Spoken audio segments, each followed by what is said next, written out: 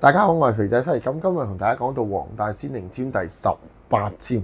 第18籤要關注啦，因為呢支係一支下籤嚟嘅。佢就講杜鵑泣血啊。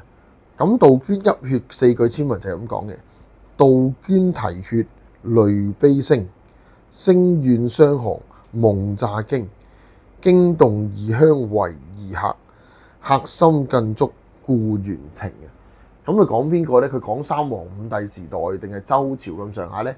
有個皇帝咧就係蜀國嘅國君杜宇啊。咁佢就係一個好皇帝嚟嘅。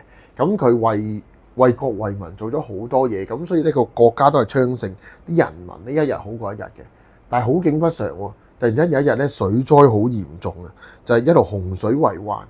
咁結果咧佢就揾咗一個大臣去 support。點解佢會揾係大臣咧？一個人咧就叫做敖靈啊，咁有啲書咧就寫佢個名叫敖宇，總之就一個人，好似係一個死人嚟嘅，逆流而上咁樣上喺個河邊，咁啲人就話：有個人好奇怪喎，逆流而上喺條河度走翻上嚟喎，即係飄緊向上行喎。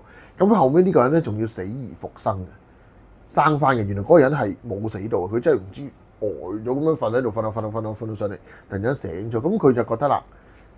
哇！咁叻嘅人，咁梗係好啦。咁之前佢仲發咗個誓言嘅，就係因為覺得民不聊生啊嘛，就話邊個大臣能夠幫我處理好呢個水患，救翻啲人民咧，我就禪讓個國家俾佢，好似堯舜帝咁樣禪讓國家俾佢啦。咁結果呢個叫敖靈嘅人咧醒翻之後咧，的而且確幫佢做到處理咗水利，然之後咧成個國泰民安，順利啦。咁而呢個叫杜宇嘅國君咧就冇有啲皇上咁衰啦，咁就好皇帝嚟嘅，真係禪讓咗個國家俾呢個叫敖靈嘅人。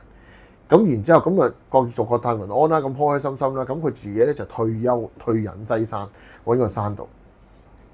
咁但係問題係咩咧？過咗好幾年之後啦，就冇人再記得佢係因為咁樣咧而讓個帝位出嚟呢啲好事，而啲人就講咩啊？佢係梗係搞咗人哋個女人啊，所以先要咁樣啦。佢梗係做咗啲咩衰事啊，需要禪位啦，就好多好難聽嘅説話咧，就傳翻去呢個蜀王杜宇身上。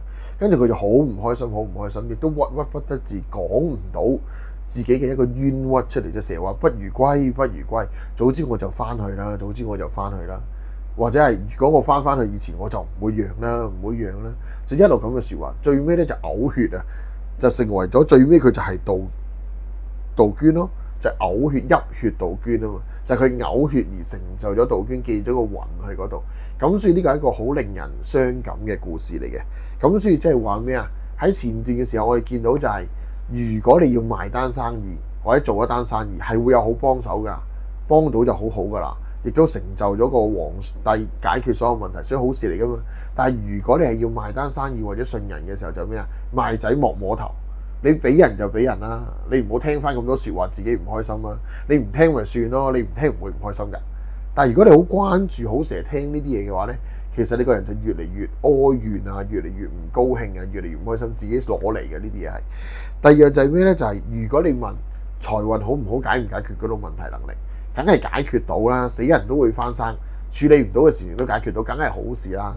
咁所以如果你問事係好事嚟㗎，不過如果你問長久，你自己唔願意就賣仔莫摸頭，唔好諗咁多嘢咯。